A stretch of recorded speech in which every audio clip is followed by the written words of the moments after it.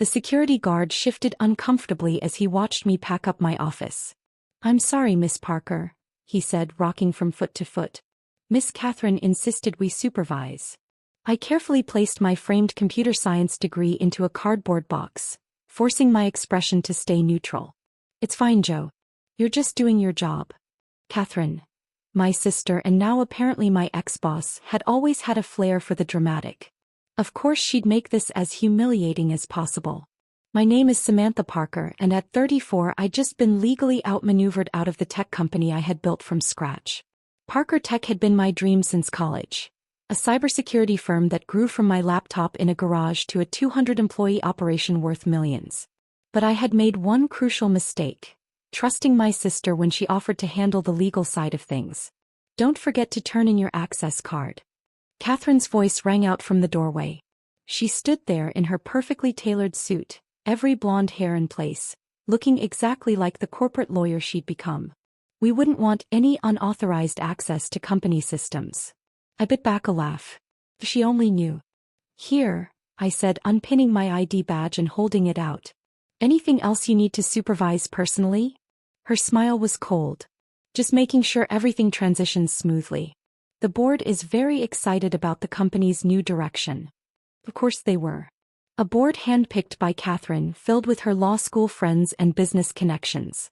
I should have seen it coming, I thought bitterly. But I had been too busy actually running the company, developing our breakthrough encryption software. "You won't be able to run it," I murmured so only she could hear. "You don't understand the technology, the development process. That's what employees are for," she snapped, cutting me off. "Besides, I understand the most important thing, how to make money. Which is more than I can say for you and your endless research projects." She wasn't wrong. I had always prioritized development over profits, focusing on creating something revolutionary rather than something merely commercial. Our new quantum-resistant encryption protocol had eaten up millions in research funds. It was almost ready. Almost perfect. Almost, but not quite. I picked up my box and walked toward the door. "Oh, and Sam," Catherine called after me. "Dad wanted me to remind you that his offer still stands. There's always room for another lawyer in the family firm." That was the final twist of the knife. She knew how much I'd disappointed our father by choosing computer science over law. And now she'd proven him right, at least in his eyes, about which path led to real success. Or so she thought. Later that evening, I sat in my apartment surrounded by glowing screens of code. My phone buzzed. A message from David Chin, my lead developer. "Team meeting set for tomorrow. Off-site location. Everyone who matters is in." Good. At least my real team understood. I opened my personal laptop, not the corporate one I'd surrendered, and began typing. Deep within Parker Tech Systems, buried in millions of lines of code, was something Catherine and her board would never find. Not until it was too late. The quantum encryption protocol hadn't been perfect when Catherine made her move. In fact, it had a very specific flaw. One that only I knew how to fix. One that would appear at exactly the right moment. Another buzz. This time from Marcus Jang, our head of operations. "Kay just announced new leadership team. All corporate lawyers. No tech background. She's killing R&D next week." Exactly as I predicted. Catherine saw research as a money pit, not realizing it was the heart of Parker Tech. She would replace innovation with litigation, patents with lawsuits. I typed back, "Stick to the plan. Keep everything documented." The next morning I met my core team at a coffee shop across town. 20 people, developers, researchers, the very ones who had built Parker Tech's technology, sat waiting. "First," I began, "thank you for coming.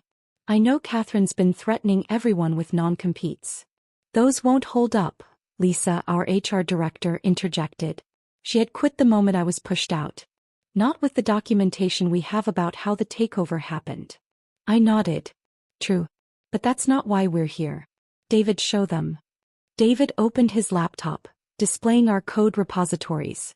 Everything we've worked on this past year. The quantum encryption protocol, the neural network security system, has been backed up and documented, including development logs showing who actually created them. "But the company owns the intellectual property," Tom, one of our senior developers, pointed out. Catherine made sure of that. I smiled. "The company owns what they think is complete working software. What they really have is a version with a very specific vulnerability, one that only shows up when you implement it at scale. Understanding spread across the table. Mark, our head of testing, gave a low whistle. The better version, he said. You never uploaded the final fixes. Because I knew this was coming, I confirmed. Catherine spent a year positioning herself. I spent that same year preparing for this scenario. I pulled out a stack of papers. Incorporation documents for a new company. Welcome to Quantum Security Solutions. We're small. We're independent. And we're about to revolutionize cybersecurity. Who's in? Every hand went up. In the following weeks, we worked in secret building while Catherine dismantled. She replaced developers with lawyers, innovation with litigation. The press releases glowed with corporate spin. Parker Tech announces bold new direction under dynamic leadership. The stock even climbed at first. Then came the day I had been waiting for. Sam, David called from his station in our cramped new office. They're trying to implement the encryption protocol for their first major client. I leaned over his shoulder as error messages flooded Parker Tech systems. The flaw I'd built in, elegant, subtle but catastrophic, was blooming exactly as designed. My phone lit up. Lisa again. Complete chaos. Systems rejecting all security certificates. Kay's losing it. I could picture it perfectly. Catherine in her flawless suit facing angry clients and a furious board, scrambling to explain why her revolutionary system was crumbling. 3 hours later, Catherine finally called.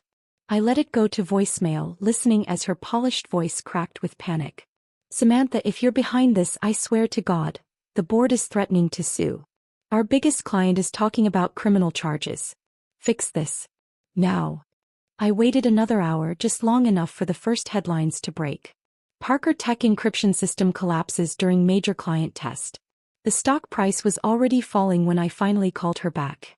Catherine answered on the first ring, her voice trembling. What did you do? She demanded. What did you do? Me? Nothing, I said evenly. I've been busy starting my new company. How's the encryption protocol working out? Don't play games, she snapped.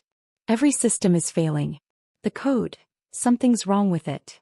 Of course something's wrong with it, I replied calmly. It's not finished. The version you have is a beta build with a critical vulnerability.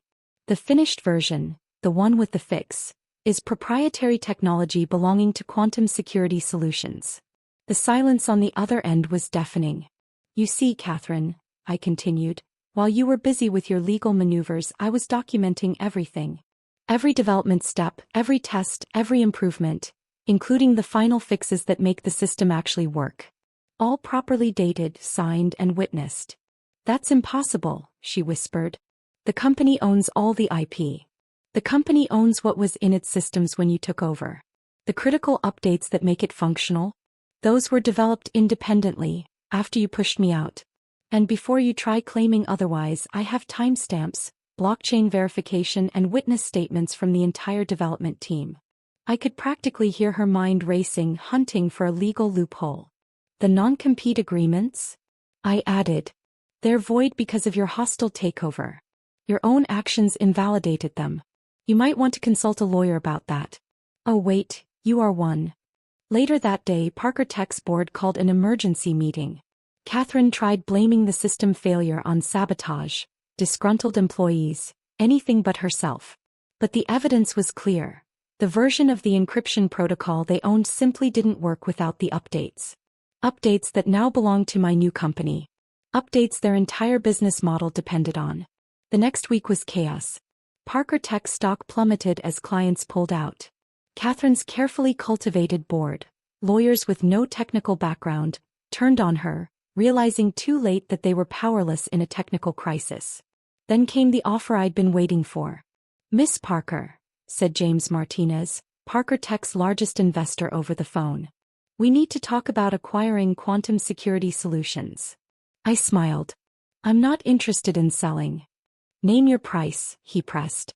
Parker Tech needs those updates. No, I said firmly. What Parker Tech needs is new leadership.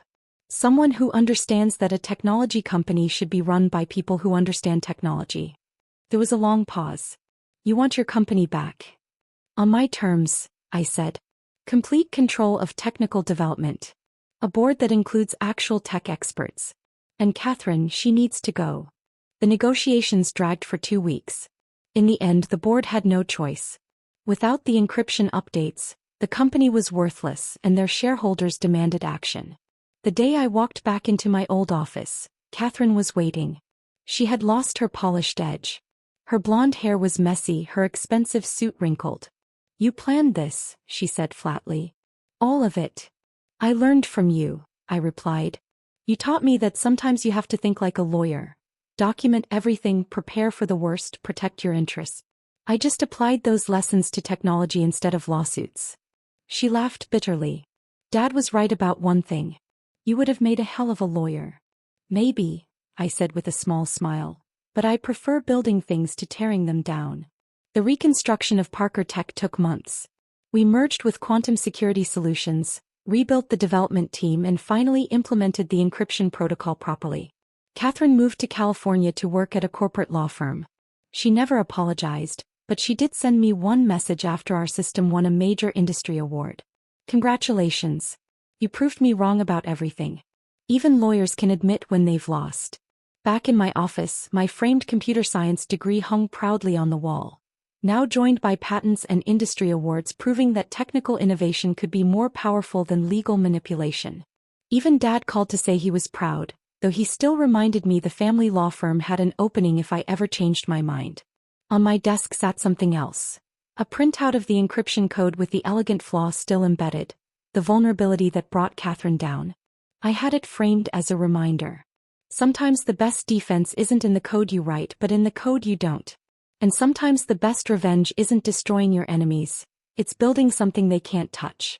1 year after Catherine's takeover attempt, I stood in Parker Tech's new research lab, watching my team develop our next breakthrough.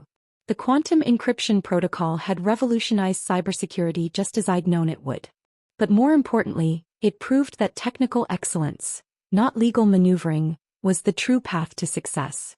In my desk drawer, I kept Catherine's CO nameplate. Not as a trophy but as a reminder. Power built on manipulation is always vulnerable to truth and competence. The company she tried to steal had become something greater than either of us could have imagined, precisely because her betrayal forced me to protect and perfect our technology in ways I might never have considered otherwise. Sometimes the people who try to destroy you end up making you stronger. Not because of what they do but because of how you choose to respond. And that's the thing about technology. In the end, it doesn't care about legal documents or corporate schemes. It only cares whether it works. And making things work, that's what I do best.